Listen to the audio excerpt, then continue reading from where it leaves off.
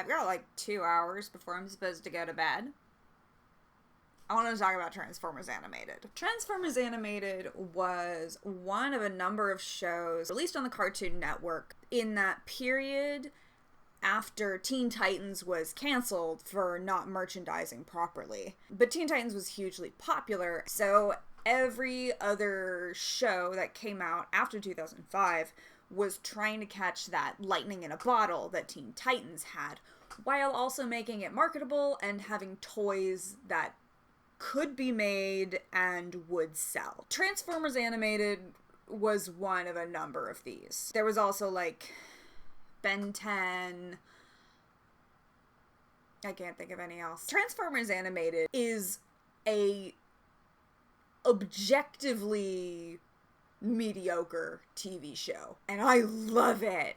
I watched all of Transformers Animated in about a week, and I was at school, so I had things I should have been doing. Like any show that's set in Detroit, it immediately had my heart because I love Michigan, and I love Detroit. I could go on and describe what TFA is actually about and the thesis of the show, or I could just assume that you've seen it and talk about the most important thing.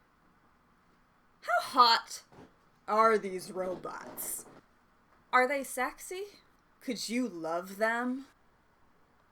I'm going to make a list of all of the robots who are important and rate them on a scale of nottest to hottest. I'm not going to include some characters. There are so many characters and cameos. I just don't have time to do them all. So any character who's in fewer than 3 episodes, we're not going to touch on today. So I'm sorry to the Constructicons and Retgar and Soundwave for some reason. Why did Soundwave get shafted by this show? Rodimus Prime, Cliffjumper. We know in our hearts whether or not they're fuckable. They don't need to go on the list. Okay, let's get started. 21. Sentinel. I mean, he's just the Tick. I mean, he looks like the Tick, and he sounds like the Tick, and he's voiced by the guy who played the Tick, and he's the Tick. And he sucks. 20. Lugnut. He will be extremely vocal in how much he appreciates you and his undying loyalty for you. But he does talk in his sleep, and he's very inconsiderate in checking where you are before he punches a crater into the ground. 19. Bulkhead. He has a heart of gold and all the best intentions, but he's the only one of your friends who got a job in his field straight out of college, and he will not stop mansplaining astrophysics to you. Plus, he keeps inviting all of his misogynistic construction worker friends over to your house and drinking your nice dessert wine that you are saving. 18. Bumblebee. I feel bad about putting Bumblebee this low on the list, but he has way too much little brother energy to go any higher. He's not emotionally mature enough or secure enough in himself to support you emotionally, and you are going to end up bailing him out of jail at 3 a.m. more than once. 17. Swindle. His body's just too big for his head. 16. Prowl. Objectively a bad friend, and low-key kind of a kleptomaniac, but he does know that ninja shit. And if you can get past all the aura stuff and, like, communicating with nature crap, he might let you throw one of his shurikens sometime. 15. Black Arachnia. She says she's into you, but she said she was into your best friend, too. And that was 1 week before they found his corpse floating in the Huron River. That said, y'all know how I feel about spider girls. I am for them. 14. Lockdown. He does have facial tattoos. And he did torture your friends during the war, leaving them riddled with PTSD after literally looting their bodies and taking parts of their corpses to wear as trophies. But, like, I don't know. Some people are into that. 13. The Jet Twins.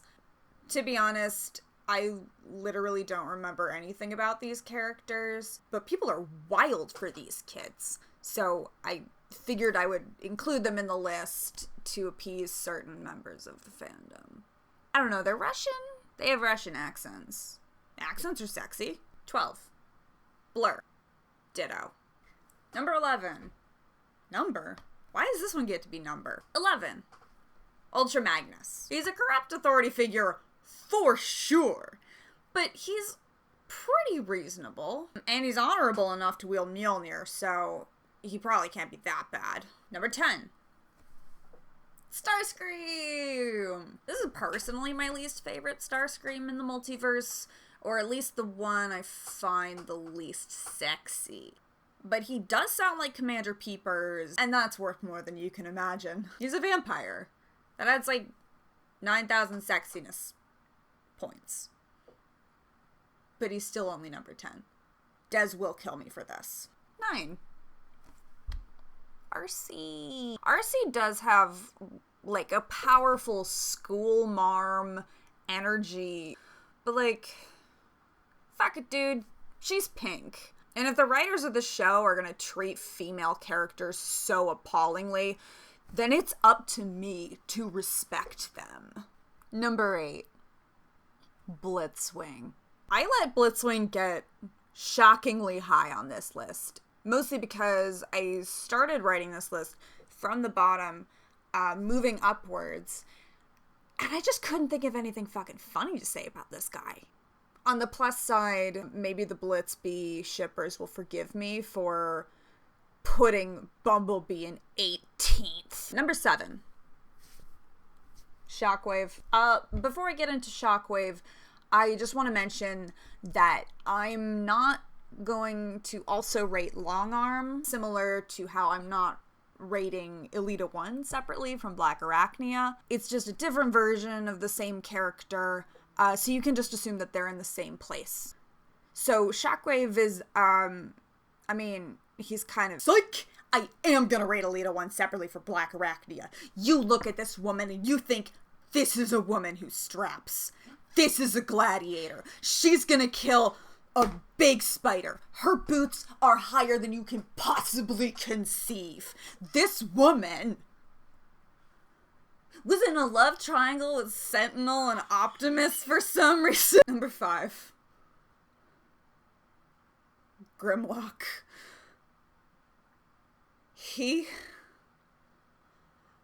Grimlock.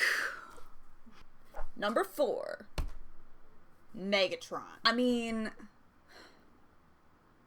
he is hot. And he's rich. Probably. And he's British. Maybe. But like, you know he's just a bottom that's overcompensating for something, right? He's never gonna remember to get you flowers. You're gonna wake up one night and he'll have left the country without a trace because the FBI found him and now he's gotta go and his life of crime is more important than the love of his... This is a man who will make you call him daddy in public. Number 3.